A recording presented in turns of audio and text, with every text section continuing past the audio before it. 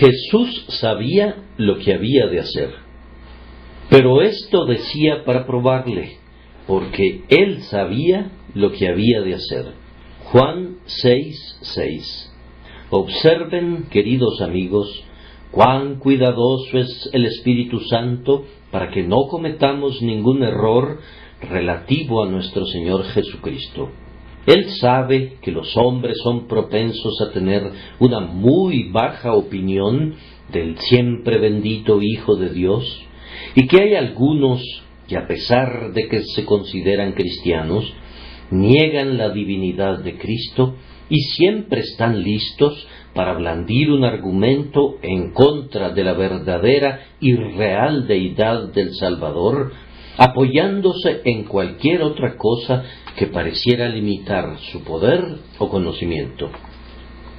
Aquí tenemos un ejemplo del cuidado del Espíritu Santo para prevenir que caigamos en una conclusión errónea.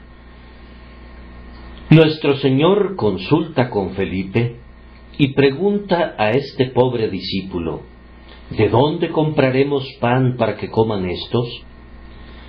Algunos podrían inferir por esto que Jesús no sabía qué hacer, que estaba desconcertado. A partir de allí argumentan que Jesús no puede ser el Dios Todopoderoso, pues ciertamente el desconcierto no es consistente con la omnipotencia. ¿Por qué Jesús habría de consultar con Felipe si sabe todas las cosas? Ahora, el Espíritu Santo quiere que tengamos cuidado de no caer en pensamientos rastreros acerca de nuestro grandioso Redentor y Señor, y especialmente que no erremos gravemente pensando jamás que Él no es Dios. Por tanto, claramente nos dice: esto dijo para probar a Felipe, pues él sabía lo que había de hacer. Jesús no estaba pidiendo información o asesorándose con Felipe porque tuviera alguna duda acerca del procedimiento a seguir o necesitara ayuda de su discípulo. Él no necesitaba que Felipe multiplicara el pan, sino que deseaba multiplicar la fe de Felipe. Cuídense entonces, queridos amigos, de no menospreciar nunca al Salvador o imputar motivos a cualquiera de sus actos que menoscaben su gloria. De esto también aprendan que nosotros, siendo propensos a cometer errores concernientes a Cristo, necesitamos diariamente que el Espíritu de Dios nos interprete a Cristo. Basta que Jesús haga la pregunta a Felipe: ¿de dónde compraremos pan? Y de inmediato nos encontramos en peligro de sacar una inferencia errónea, y por tanto el Espíritu Santo nos dice algo más acerca de Cristo para que escapemos del peligro. Al proporcionarnos un mayor discernimiento de los motivos de nuestro Señor, evita que juzguemos mal sus acciones. Debemos tener al Espíritu de Dios con nosotros o no conoceremos al propio Cristo. La única forma de ver al sol es por su propia luz, y la única forma de ver a Jesús es por su propio Espíritu. ¿Acaso no dijo Él mismo: Él tomará de lo mío y os lo hará saber? Ningún hombre puede llamar a Jesús Señor sino por medio del Espíritu Santo. El Espíritu debe venir personalmente a cada hombre y revelar al Hijo de Dios a él y en él. Por tanto, no leamos la Biblia imaginándonos que vamos a entenderla de inmediato como podríamos entender cualquier otro libro, sino que musitemos una plegaria para que el grandioso autor de su letra nos dé Él mismo la gracia para entrar en su espíritu, de tal forma que podamos entender su significado y sentir su poder. Incluso con la palabra infalible delante de nosotros, se perderían en el camino y caerían en gravoso error a menos que sean enseñados por Dios. Es misericordioso que esté escrito: todos tus hijos serán enseñados por Jehová. Y también: vosotros tenéis la unción del Santo y conocéis todas las cosas. No hay forma de conocer algo excepto por esa unción y por esa enseñanza divina. ¡Qué criaturas tan dependientes somos! Puesto que cometemos errores incluso acerca del propio Jesús, a menos que el Espíritu de Dios se agrade en instruirnos en lo concerniente a Él. Guíanos siempre, oh luz de Dios. Otra cosa que aprendemos del texto, antes de sumergirnos en él, es que nuestro divino Señor siempre tiene una razón para todo lo que hace. Incluso podemos descubrir la razón de que haga una pregunta, o si no podemos descubrirla, aún así podemos estar seguros de que hay una razón valiosa. En el caso de Felipe, esa razón no fue ciertamente por falta de sabiduría en él, sino que fue esta: esto decía para probarle. Ahora, si hay una razón para todo lo que Jesús pregunta, de igual manera hay un motivo para todo lo que hace. Nosotros no podemos explicar la razón de la elección. ¿Por qué este hombre es elegido o aquel? Pero hay una razón, puesto que Dios no actúa irrazonablemente, aunque sus razones no siempre son reveladas, y podríamos no entenderlas, aunque lo fueran. La soberanía es absoluta, pero nunca es absurda. Siempre hay una causa justificable para todo lo que Dios hace en el reino de la gracia, aunque esa causa no es el mérito de la persona favorecida por Él, pues no hay ningún mérito. Querido amigo, en el asunto de tu tribulación y tu aflicción actuales, tú has estado tratando de deletrear el diseño del Todopoderoso, pero sin ningún éxito. ¿Acaso no sabes que sus caminos no son discernibles? Con toda probabilidad, de este lado de la eternidad, nunca descubrirás el propósito de Dios en tu prueba actual, pero es seguro que Él tiene un propósito, y ese propósito es sabio y benéfico. Es tal el propósito que tú mismo te deleitarás en él si fueras capaz de entenderlo. Si pudieras tener una mente como la de Dios, actuarías como lo hace Dios, incluso en este asunto que te atribula. En este momento, tus pensamientos están muy por debajo de los pensamientos de Dios, y, por tanto, yerras cuando intentas medir sus caminos. Si tienes una contienda con tu Padre Celestial acerca de un duelo en la familia o una enfermedad, acaba de inmediato con ella, con humilde vergüenza. Entonces, hijo, si el asunto llega al punto de que nos preguntemos quién tiene la razón, un pobre joven, ignorante e inexperto, o un grandioso padre, sabio y bueno, no puede haber ni un segundo de deliberación. La voluntad del Padre tiene que ser mejor para el Hijo que su propia voluntad. Sujétate al Padre de los Espíritus y vive. Cree ciertamente en tu Señor y tranquilízate. Jesús sabe lo que está haciendo y por qué lo está haciendo. Para la pérdida de tu salud hay una razón.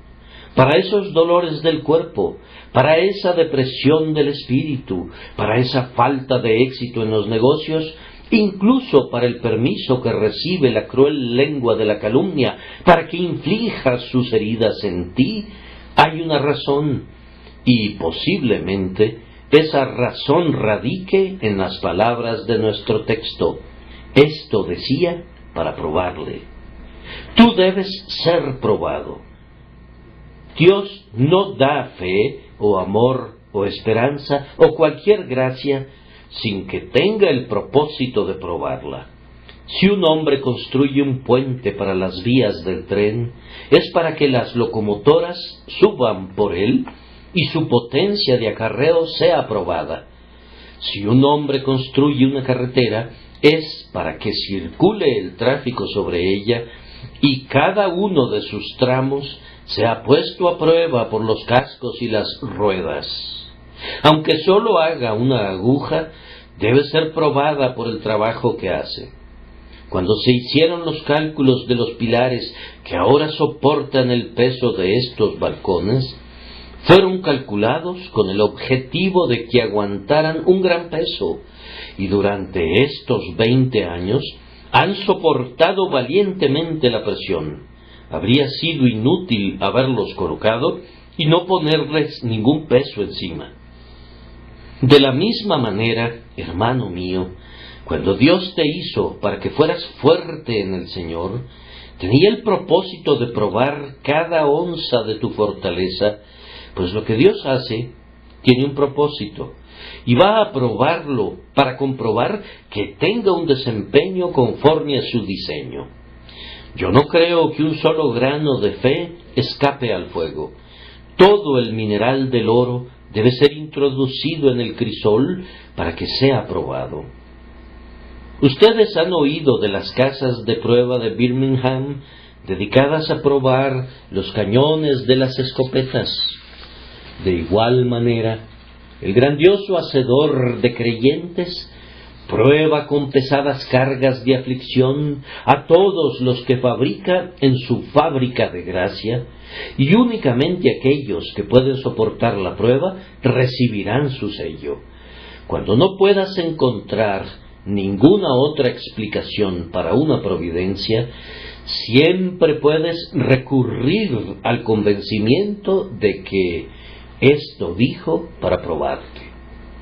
Vayamos de inmediato al texto, que me parece que contiene mucho consuelo. Que el Espíritu Santo nos guíe para adentrarnos en él. Primero, encontramos aquí una pregunta a Felipe. ¿De dónde compraremos pan para que coman estos? Una pregunta con un propósito. Sin embargo, en segundo lugar, el Señor no tenía ningún interrogante, pues Él mismo sabía lo que haría. Y en tercer lugar, si entráramos en el Espíritu del Señor, nuestras interrogantes se acabarán, pues estaríamos perfectamente convencidos de que Él sabe lo que ha de hacer. Primero, entonces, aquí hay una pregunta para Felipe, como ha habido muchas preguntas para nosotros. Jesús le hizo esta pregunta a Felipe con la intención de probarle en varios puntos. Probaría así su fe. Como alguien ha dicho muy bien, de Felipe no requería alimento, sino fe. El Señor pregunta, ¿de dónde compraremos pan para que coman estos? ¿Qué responderá Felipe? Si Felipe tuviera una sólida fe, respondería, grandioso Señor, no hay necesidad de comprar pan. Tú eres más grande que Moisés, y bajo Moisés el pueblo fue alimentado con maná en el desierto. Tú solo tienes que decir la palabra, y el pan lloverá, cubriendo a la multitud, y serán satisfechos. Si Felipe hubiese poseído gran fe, habría podido responder, tú eres más grande que Eliseo, y Eliseo tomó unos cuantos panes de cebada y trigo nuevo en su espiga, y con eso alimentó a los hijos de los profetas. Oh Señor, qué obras maravillas, tú puedes hacer lo mismo. Si Felipe hubiese exhibido mayor fe todavía, habría podido decir, Señor, yo no sé dónde habrá de comprarse el pan, pero escrito está, no solo de pan vivirá el hombre. Tú puedes hacer que estas personas recuperen sus fuerzas sin pan visible. Tú puedes satisfacer su hambre y llenarlos a plenitud y sin embargo no necesitan comer ni siquiera un bocado, pues escrito está: de toda palabra que sale de la boca de Dios vivirá el hombre. Solamente di la palabra y ellos repondrán sus fuerzas de inmediato. Hizo esta pregunta, por tanto, para probar la fe de Felipe.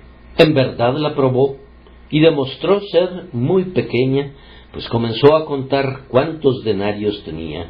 1, 2, 3, 4... No voy a contar hasta 200, pero eso es lo que Felipe hizo. Comenzó a contar los denarios en vez de mirar a la omnipotencia. ¿Has hecho tú lo mismo, querido amigo, cuando has sido probado? ¿Te pusiste a calcular y contar los denarios en lugar de mirar al Dios eterno y confiar en Él? Me temo que muy pocos de nosotros podemos afirmar que estamos exentos de esta falla, pues el propio Moisés se puso una vez a hacer cálculos por su incredulidad. Entonces dijo Moisés: 600,000 de a pie es el pueblo en medio del cual yo estoy. Y tú dices: les daré carne y comerán un mes entero. ¿Se degollarán para ellos ovejas y bueyes que les basten? ¿O se juntarán para ellos todos los peces del mar para que tengan abasto? Recuerden la respuesta de Dios a su siervo ansioso. Entonces Jehová respondió a Moisés: ¿acaso se ha acortado la mano de Jehová? Ahora verás si se cumple mi palabra o no. De igual manera veremos la fidelidad de Dios, pero si somos incrédulos, podríamos tener que verla de una manera que nos hará entender dolorosamente nuestro pecado al haber desconfiado de nuestro Señor. La pregunta tenía el propósito, sin duda, de probar el amor de Felipe, y pudo resistir este aspecto de la prueba mejor de lo que pudo enfrentar la primera prueba, pues amaba a Jesús, aunque era lento de corazón para creer. En muchos corazones verdaderos hay más amor apacible que fe activa. Lamento que haya tan poca fe, pero estoy agradecido porque haya más amor.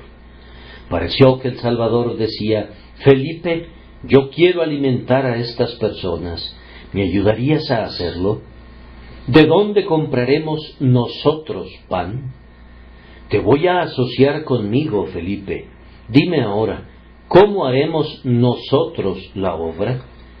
Felipe ama a su Señor y por tanto está muy presto a considerar el asunto y a aportar por lo menos el beneficio de su aritmética.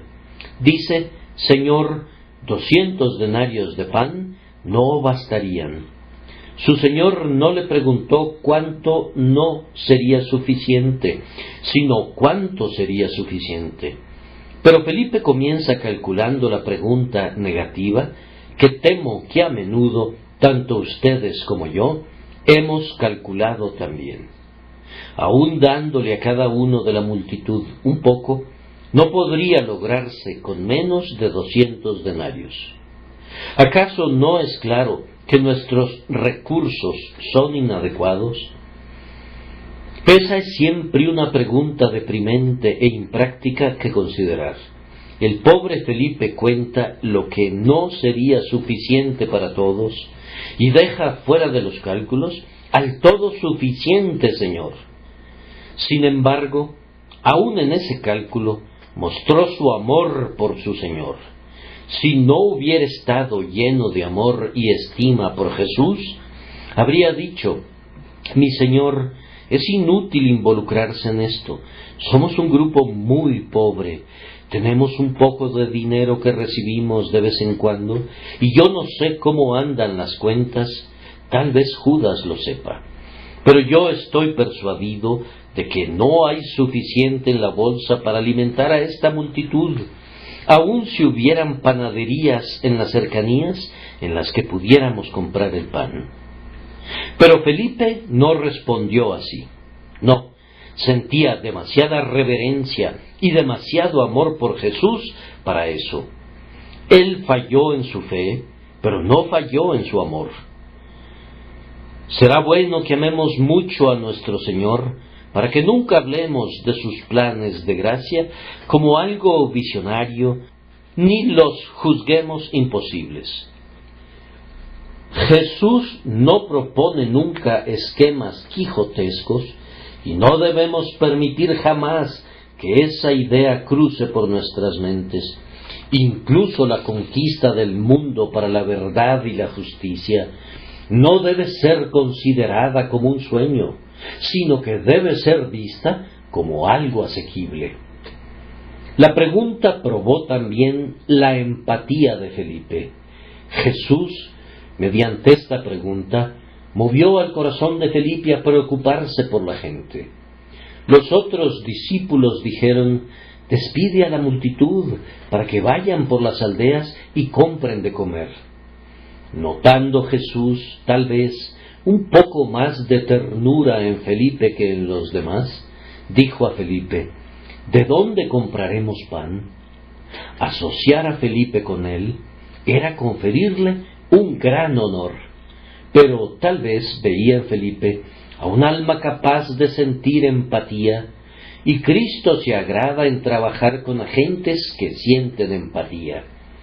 Una cosa observo, que Dios raramente usa grandemente a un hombre de un corazón duro o un corazón frío. Únicamente nuestro calor interno puede generar calor en otros. Un hombre debe amar a la gente o no podría ser instrumento de salvación para ellos. Un ministro debe tener un intenso deseo de que su congregación sea salva y debe identificarse con Jesús sobre ese tema, pues de lo contrario Jesús no hará uso de él. Así que nuestro Señor buscó suscitar la empatía de Felipe. Vamos, Felipe, ¿qué haremos tú y yo? ¿De dónde compraremos nosotros pan para que coman estos? Yo no pienso que Felipe haya fallado por completo en eso. Él no tenía la identificación que debía haber tenido con su Señor, aunque tenía una cierta medida. Yo confío que nuestro Dios nos haya dado también alguna comunión con su amado Hijo, en su amor para con las almas de los hombres, y así esta pregunta sirva para probarnos. Que no seamos encontrados carentes de fe, o amor, o empatía. Dios nos conceda que abundemos en todo ello por medio de la obra eficaz de su Santo Espíritu.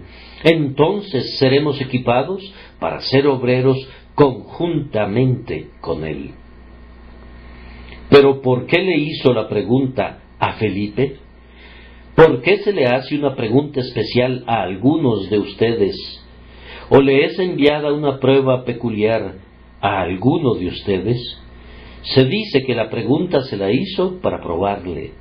Pero, ¿por qué probar a Felipe? Bien, yo creo que el Salvador le preguntó a Felipe, porque Felipe era de Betsaida. Estaban cerca de Betsaida, y así Jesús preguntó a Felipe: ¿de dónde compraremos pan? Todo hombre debe tener el más alto concepto del lugar donde vive. Quiero que Jesús les pregunte a algunos de ustedes: ¿qué haremos por Londres? Porque muchos de ustedes son londinenses, posiblemente nacidos dentro de un radio que está al alcance del sonido de las campanas de Bow, o dentro del distrito postal. Ustedes pertenecen a los 4 millones de habitantes de esta gran provincia, es más, pertenecen a esta gran nación, y es una solemne responsabilidad ser un ciudadano de la ciudad más grandiosa del mundo.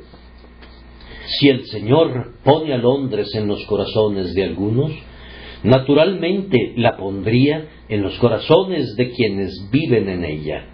Tal vez de la misma manera que le preguntó a Felipe: ¿de dónde compraremos pan?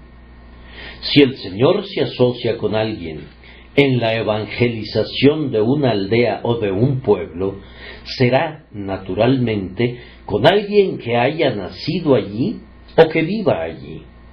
Yo sé que el viejo proverbio declara que la esposa del zapatero remendón anda descalza, y algunas veces un hombre se preocupa por gente que se encuentra a miles de kilómetros de distancia y no se interesa por su propia casa o por su propio vecindario, pero no debería ser así, pues es a Felipe, el hombre de Betsaida, al que llega el mensaje acerca de la gente cuando esa gente está cerca de Betsaida. ¿De dónde compraremos pan? Le hace la pregunta para probarle. Y a ti, hermano londinense, son enviadas las preguntas acerca de esta gran ciudad para probarte. Es también probable que era el área de responsabilidad de Felipe atender la provisión del pequeño grupo de los 12 y de su líder. Judas era el tesorero, y a menos que estemos muy equivocados, Felipe era una especie de mayordomo. Era responsabilidad de Felipe comprobar que tuvieran pan en la mochila y tenía que asegurar algo de provisión cuando el grupo de discípulos iba a lugares desérticos. De la misma manera, hay hermanos aquí presentes cuya responsabilidad oficial es cuidar de las almas de los hombres.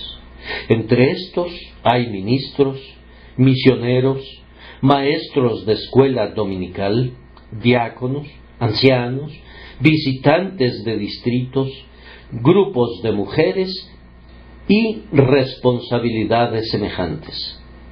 Si el Señor no les pregunta a otros, ¿qué haremos por Londres?, nos pregunta a nosotros. La pregunta es enviada para probarnos si somos adecuados para nuestro oficio o si hemos asumido una posición para la que no estamos calificados porque no tenemos un corazón para ella.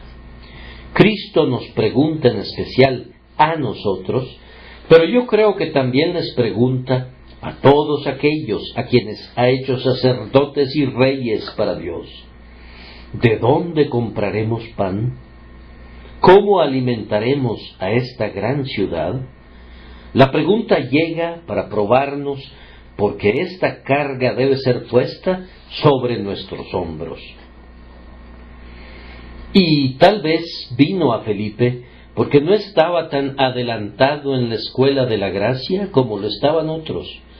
Felipe no hizo una petición muy sabia cuando dijo, Señor, muéstranos el Padre y nos basta. Pues nuestro Señor respondió, tanto tiempo hace que estoy con vosotros, ¿y no me has conocido, Felipe? Felipe evidentemente aprendía con lentitud. Yo no creo que Felipe haya sido el más tardo de los 12 en comprender, pero estoy seguro de que tampoco era el más inteligente.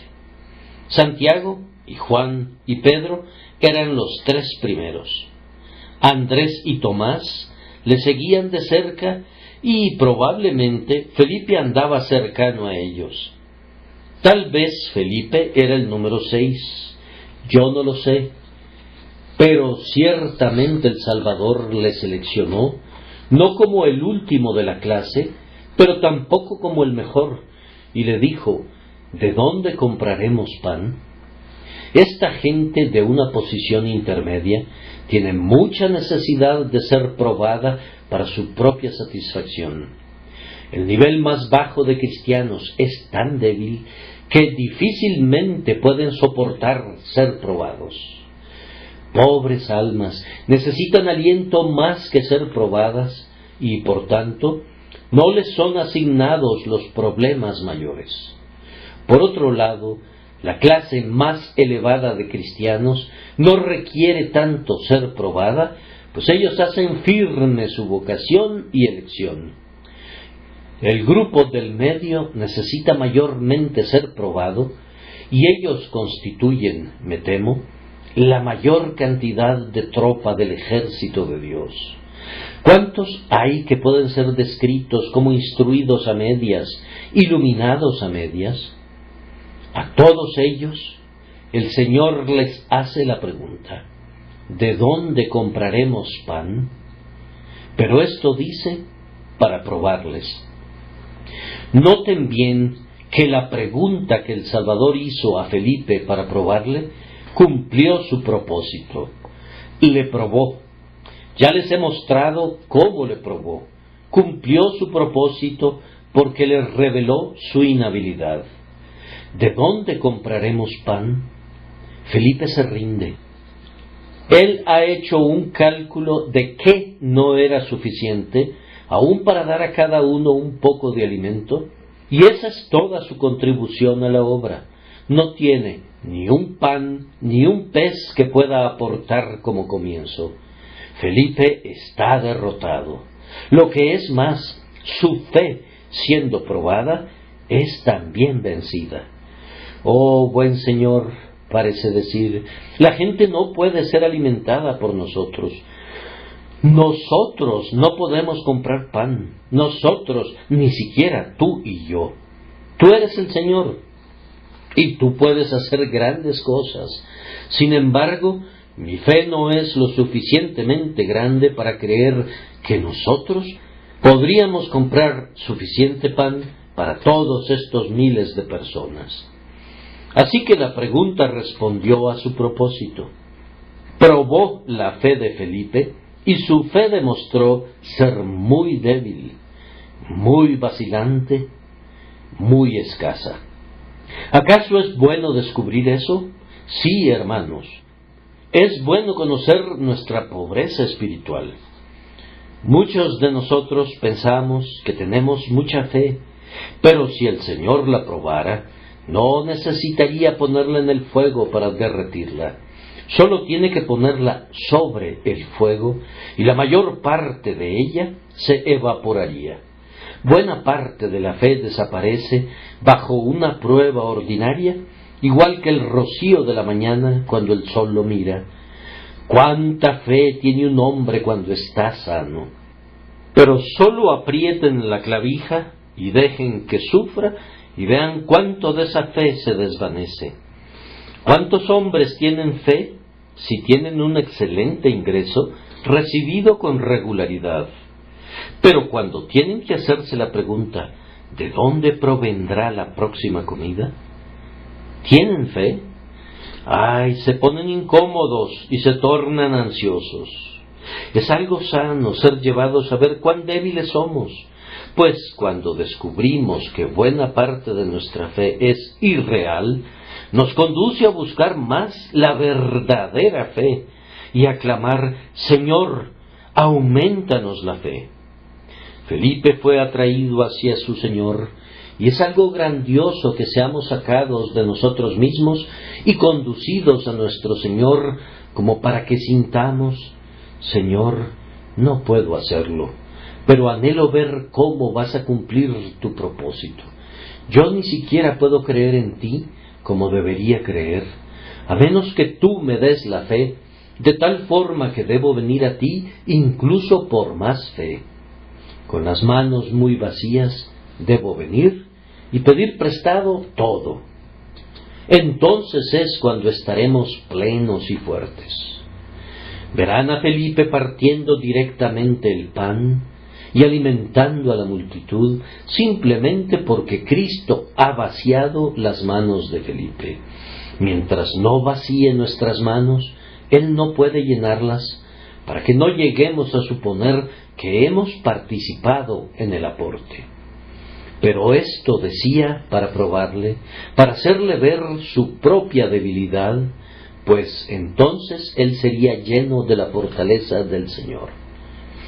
Esta pregunta hizo bien, pues tenía el propósito no sólo de probar a Felipe, sino de probar a los otros discípulos, y así se juntaron y tuvieron una pequeña conversación sobre el tema. De cualquier forma, encontramos un comité de dos personas, Felipe y Andrés.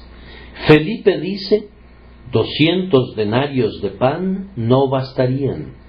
Y Andrés dice, bien, no bastarían.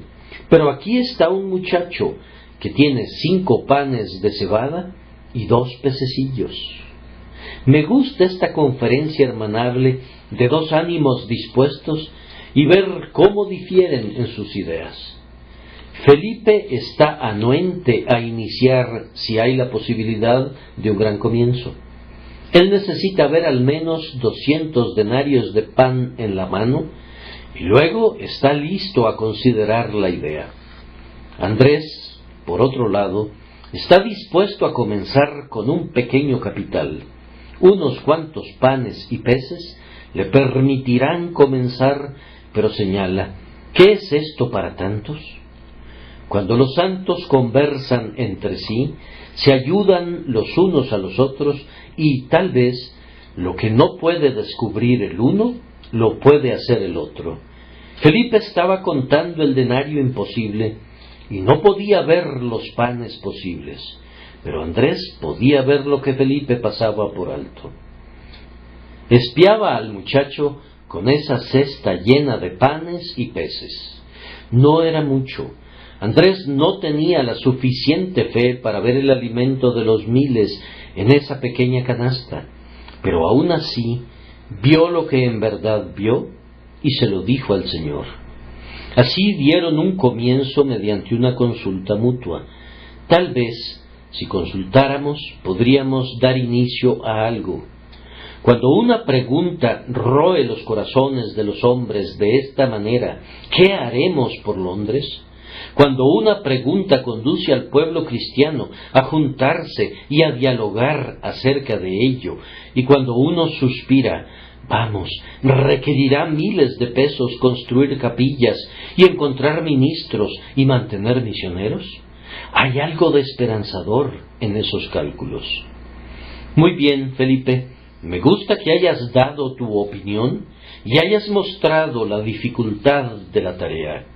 Y luego me gusta que Andrés se ponga de pie y diga, es una tarea muy difícil, mas, sin embargo, debemos hacer lo que podamos, y puesto que tenemos estos 5 panes y 2 pececillos, al menos debemos presentárselos al Señor y dejarle a Él la decisión de lo que debe hacerse.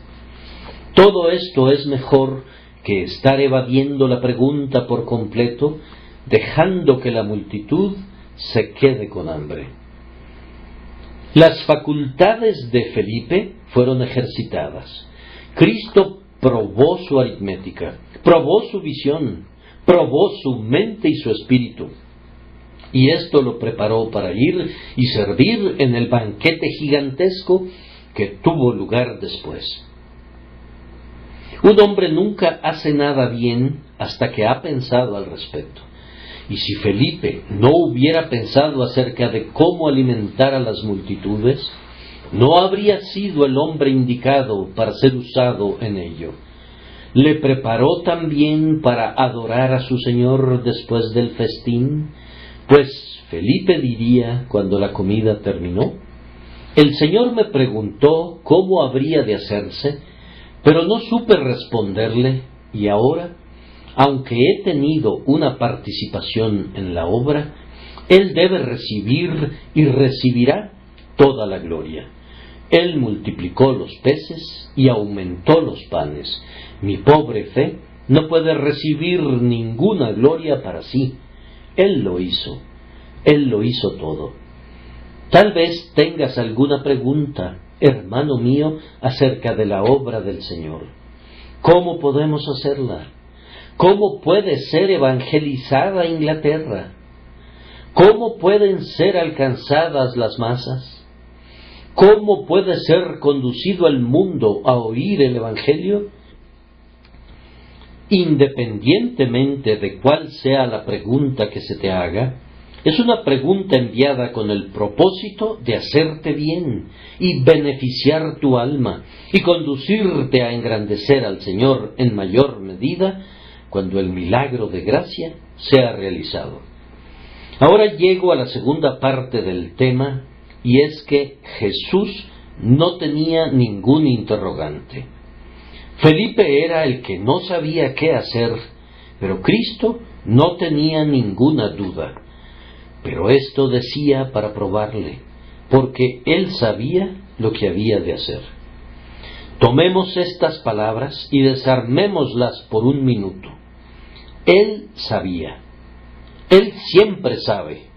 Ah, dirá alguno, estoy convencido de que no sé lo que haré.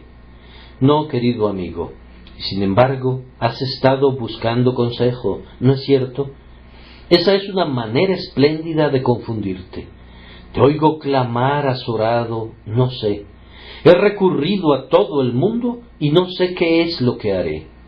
Ese es un estado crónico que nos aflige cuando embrollamos nuestros propios pobres cerebros. Pero Jesús sabía lo que haría. Este es un dulce consuelo. Jesús sabe.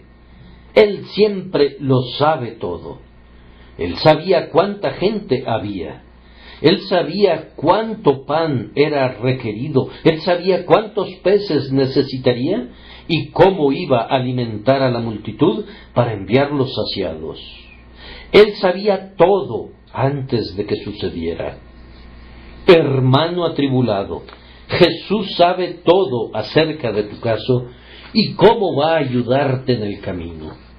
No creas que tú le puedes informar acerca de algo.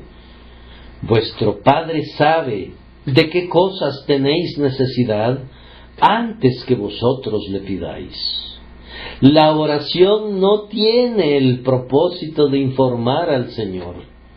No se les hace la pregunta para que puedan avisarle, sino para que Él les avise.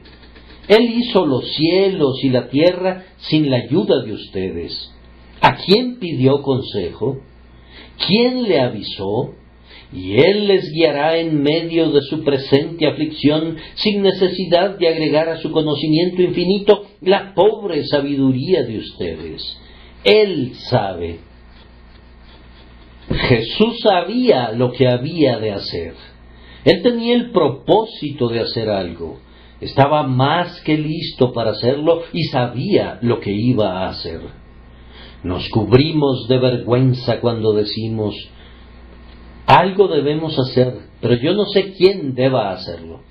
El Salvador sabía que algo debía hacerse y Él sabía que Él mismo lo haría. No tenía prisa, nunca la tiene, nunca actúa antes de su tiempo y nunca llega tarde. Nuestro bendito Señor tiene un glorioso sosiego porque siempre es puntual. La gente que se retrasa anda con prisa, pero Él, como nunca se atrasa, nunca se da prisa. Lo hace todo calmada y serenamente, porque ve por anticipado lo que hará. Jesús sabe, querido amigo, en lo concerniente a ti, no sólo lo que tú harás, sino también lo que Él hará. Ese es el punto, que Él tiene el propósito de hacer algo grande por ti y ayudarte. Tiene también el propósito de llevar a sus pies a esta ciudad y a esta nación. Él quiere que toda rodilla se doble delante de Él y que toda la tierra esté llena de su gloria. Él sabe lo que quiere hacer. Además, Él sabía lo que tenía el propósito de hacer. Sabía precisamente la forma y el método que tenía la intención de usar. Él percibió mucho antes que Andrés se lo dijera, que había un muchacho en algún punto de la multitud con 5 tortas de cebada. Cuando el muchacho salió aquella mañana, no puedo figurarme qué lo hizo llevar 5 panes de cebada y 2 pececillos a esa multitud, excepto que el Señor haya susurrado en su corazón, muchacho, lleva contigo un buen almuerzo. Pon esos panes de cebada en una canasta y no te olvides de los pececillos. Tú no sabes cuánto tiempo estarás lejos de casa. La naturaleza le ordenó que proveyera para las contingencias, pero también la naturaleza es la voz de Dios cuando Él decide hacerlo así. Él era un muchacho hambriento en pleno crecimiento, con un excelente apetito, y tenía la intención de salir bien provisto, pero se le ocurrió jamás que estas tortas extrañamente providenciales se multiplicarían hasta alimentar a esa multitud de personas. ¿Dónde está el hombre que será el proveedor universal? ¿Dónde está el jefe del comisariato? Es ese joven y ese es su almacén entero. Él lleva consigo un almacén de vituallas en su espalda, en esa canasta. El Salvador sabía eso, y Él sabe exactamente, querido amigo, de dónde vendrá tu ayuda en tu hora de aflicción. Tú no sabes, pero Él sí.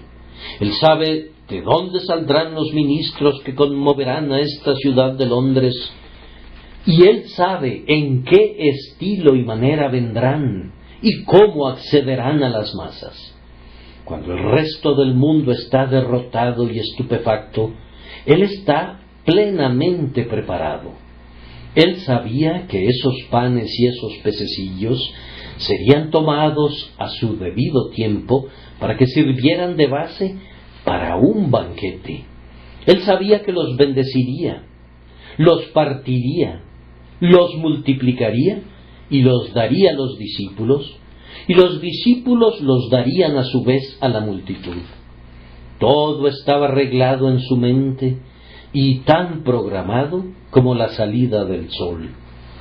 Además, lo hizo como alguien que sabía lo que haría. ¿Cómo actúa un hombre cuando sabe lo que hará? Bien, generalmente procede de la manera más natural. Él sabe que lo hará, así que simplemente va y lo hace. ¿Pueden concebir que un milagro haya sido realizado jamás de una manera más natural? Si este hubiera sido un milagro católico romano, hubieran lanzado los panes al aire y hubieran descendido misteriosamente transformados y multiplicados 1.000.000 de veces. Todos los milagros de los católicos, si observan, están rodeados de mucho de lo teatral y espectacular. Son totalmente distintos de los milagros de Cristo. Él realiza este milagro de la manera más natural del mundo porque es virtualmente el mismo milagro que Cristo realiza cada año. Tomamos una cierta cantidad de grano y lo sembramos en el suelo, y a la larga su fin es que es multiplicado en tortas de pan. Hay ciertos peces en el mar, y estos se multiplican formando grandes bancos de peces.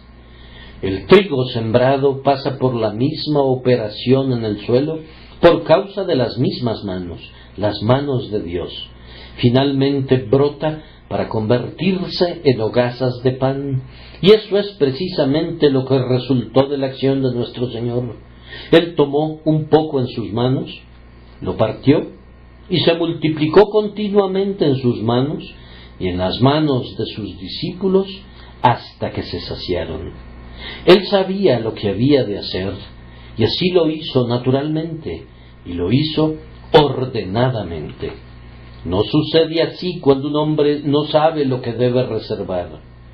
Planeamos una gran reunión y hay una provisión calculada para servir el té, pero se presenta un número 3 veces mayor de personas de lo que se ha previsto.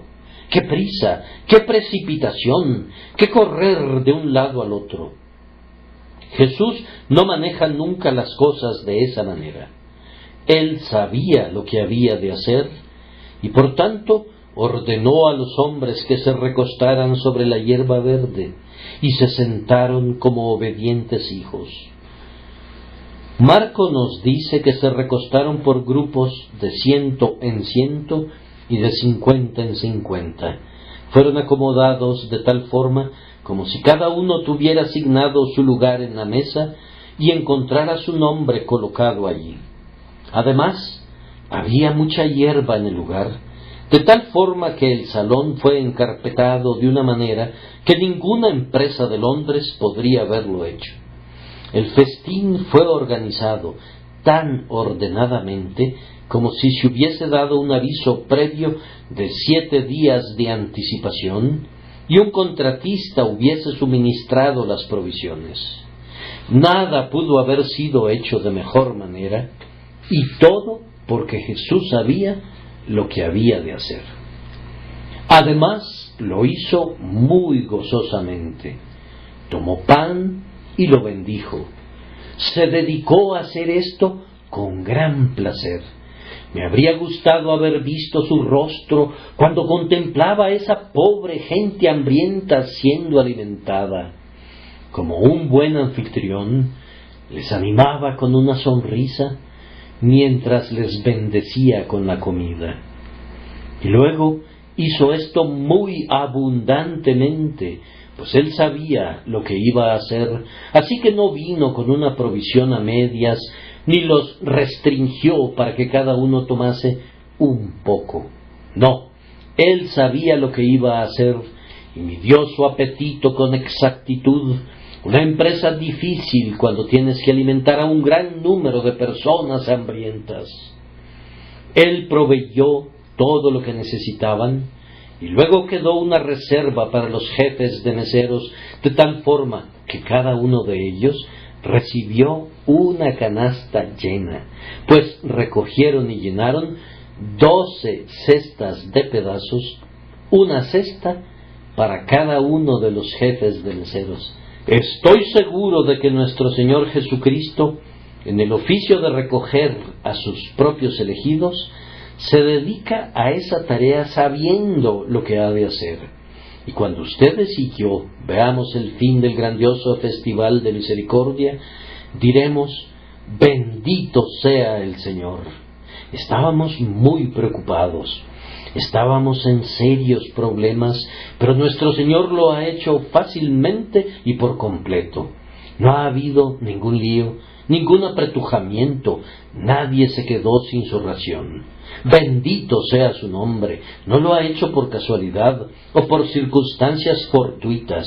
Él sabía lo que había de hacer y ha planeado todo desde el principio hasta el fin, de tal modo que los principados y las potestades en el cielo cantarán para siempre sobre la gracia y el amor y la sabiduría y el poder y la prudencia con que ha abundado hacia su pueblo. Oh, pero si pudiésemos ver el fin al igual que el principio, comenzaríamos desde ahora a exaltar el nombre de Jesús, nuestro Salvador, que conoce por anticipado toda su obra y no se desvía nunca de su plan. Concluyamos diciendo que debido a que no hay ningún interrogante en Cristo, aunque nos haga preguntas, no tiene que haber ninguna pregunta que refleje dudas en nosotros. Permítanme mencionar 3 preguntas y habré concluido. La primera pregunta que turba a una gran cantidad de gente es: ¿cómo habré de sobrellevar mi carga presente? ¿Cómo habré de soportar este sufrimiento? ¿Cómo me ganaré la vida? Esa pregunta es enviada a ti para probarte, pero recuerda que Cristo no tiene ninguna duda en cuanto a cómo sobrepasarás la prueba, pues como tus días serán tus fuerzas, y Él guardará a sus santos hasta el fin. Por tanto, no tengan ninguna duda, pues el propio Jesús sabe qué es lo que ha de hacer. Ustedes vinieron esta noche muy acongojados y dijeron: yo quisiera recibir una palabra que me dijera qué debo hacer. No recibirán ni media palabra en cuanto a lo que ustedes harán, sino que oirán una palabra de una naturaleza diferente. Jesús sabe lo que Él ha de hacer, y lo que hará es infinitamente mejor que cualquier cosa que ustedes puedan hacer. Tu fuerza, amigo mío, debe quedarse quieta. Echa tu carga en el Señor. Haz lo poco que puedas hacer y deja el resto con tu Padre Celestial. Esta es la respuesta del Urim y del Tumim para ti. Jesús sabe lo que ha de hacer. Está esa otra pregunta que ya he comentado. ¿Qué es lo que debe hacerse con esta gran ciudad? Tuve el gran privilegio de predicar ayer por la tarde en uno de nuestros suburbios ubicado al este de la ciudad, y saliendo de mi casa temprano en la mañana, fui andando, en un tren tras otro, viajando, creo, durante unas 2 horas y media, antes de atravesar Londres desde un extremo al otro. Es una ciudad de magníficas distancias. Da la impresión de que no hay ningún árbol que los constructores no hubieran derribado, ni ningún verde prado que no hubieran convertido en feas calles. Llenad la tierra, en verdad, está llena. La tierra muerta está enterrada bajo las habitaciones de los hombres vivos. En cuanto a las criaturas de nuestra raza, ¿cuántas miríadas hay de ellos? Y entonces, conforme caminas al lado de un amigo cristiano, te comenta: se necesita una capilla aquí, o hay una pequeña capilla allí, pero ni siquiera una persona de entre 50 asiste al lugar de adoración. Luego llegas a otro lugar suburbano y tu guía te dirá: aquí hay gente ansiosa por el Evangelio, pero no hay nadie que se los lleve. Yo viajé ayer dolorosamente abrumado y me preguntaba en mi corazón: ¿qué vamos a hacer? Reflexionaba: sería mejor que no hiciera esa pregunta, pues no puedes hacer mucho para responderla y solamente te afligirá. Y sin embargo, la pregunta regresaba: ¿cómo compraremos pan para esta multitud? Mi Dios y Señor diría: nosotros.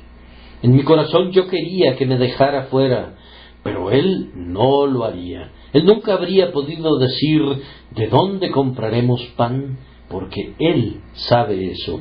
Pero Él me hacía la pregunta, y yo me di cuenta que yo mismo estaba siendo un obstáculo cuando la transformaba a mi vez en una pregunta, pues Él únicamente me hace la pregunta para mi propio bien. O que tuviéramos hombres y dinero para enviar ministros y construir lugares en los que ellos puedan predicar. Tenemos predicadores listos en el colegio del pastor, pero yo no tengo medios para construir lugares de adoración. De seguro, muchos de ustedes deben haber sentido el peso del tamaño de esta ciudad. Pero, queridos, esto es como una gota de lluvia en un gran aguacero comparada con todo el mundo que yace bajo el malvado. ¿Cómo va a ser iluminado el mundo? No es una pregunta que se haga Jesús, y por tanto no debe ser una pregunta de incredulidad para nosotros. ¿Vivirán estos huesos secos? Respondamos: Señor Jehová, tú lo sabes. Vamos a dejarlo allí. Él puede hacer abundantemente por encima de lo que pidamos, o siquiera que pensemos, y podemos estar seguros de que se ha jurado por sí mismo que toda rodilla se doblará y toda lengua le confesará. Así será, y a Él sea la gloria. Debemos mencionar una pregunta más. Es esta: ¿ha puesto el Señor en el corazón de cualquier inconverso la pregunta: ¿qué debo hacer para ser salvo? Y esa pregunta los deja perplejos a algunos de ustedes. Me alegro que así sea, pero espero que acudirán al lugar correcto para recibir una respuesta. Yo espero que se estén preguntando: Señor, ¿qué quieres que yo haga? ¿Sabes por qué se te hace la pregunta? Es para probarte, para humillarte. Tiene el propósito de hacerte sentir la imposibilidad de salvación por tus propias obras, para que te sometas a la justicia de Dios y seas salvo por la fe en Cristo Jesús. Recuerda que Cristo no tiene la menor duda acerca de cómo habrás de ser salvado. De hecho, esa pregunta fue respondida. ¿Cuándo? Diré. ¿Respondida cuando murió? No, respondida mucho antes de eso. Fue decidida en el pacto eterno antes que la estrella matutina conociera su lugar o los planetas giraran en sus órbitas. Dios consideró a su Hijo como el Cordero de Dios, inmolado antes de la fundación del mundo, y hasta este día la palabra permanece. He aquí el Cordero de Dios que quita el pecado del mundo. Mírenlo a Él y sean salvos. No hay duda acerca de la posibilidad de su salvación o acerca de la habilidad de Cristo para salvarlos. La pregunta de su corazón, ¿qué debo hacer para ser salvo?, es hecha para probarlos, pero Jesús mismo sabe qué ha de hacer. ¡Cuán bendita palabra es esa! Él sabe cómo los perdonará, los consolará, los regenerará, los instruirá y los guiará. Él sabe cómo los guardará hasta el fin por su gracia inmutable. Él sabe cómo los preservará y los santificará y los usará y glorificará su propio nombre por ustedes y los llevará al cielo y los pondrá en su trono y hará que todos los ángeles se maravillen y adoren al ver lo que Él hará. Dios los bendiga por amor de Jesús. Amén.